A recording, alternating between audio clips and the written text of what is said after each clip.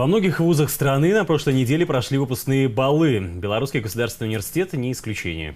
Мы не раз уже говорили, что в этом году вузу исполняется 100 лет, поэтому обстановка особенно торжественная. На церемонии 60 лучших выпускников отметили специальными наградами. Они добились успеха в научной, культурной и спортивной жизни университета.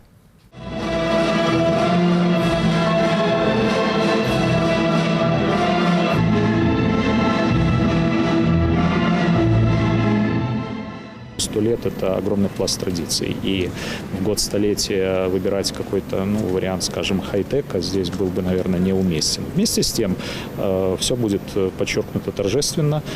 Я убежден, что для каждого выпускника этот день, он запомнится не только в силу того, что происходит прощание с альма-матер, но и также все-таки юбилейный значимый очень год для университета. Это особое дополнение к атмосфере, которая всегда традиционно царит на подобного рода мероприятиях. В первую очередь БГУ – это возможности, и это такой период, когда можно пробовать, можно рисковать, можно проявлять себя абсолютно в разных сферах деятельности, поэтому главное не упускайте возможности. Всего в этом году диплом бакалавриата БГУ получат свыше 4700 человек. В число выпускников также вошли 273 иностранца из 17 стран, включая Китай, Таджикистан, Украину, Турцию, Нигерию, Азербайджан, Эквадор и другие.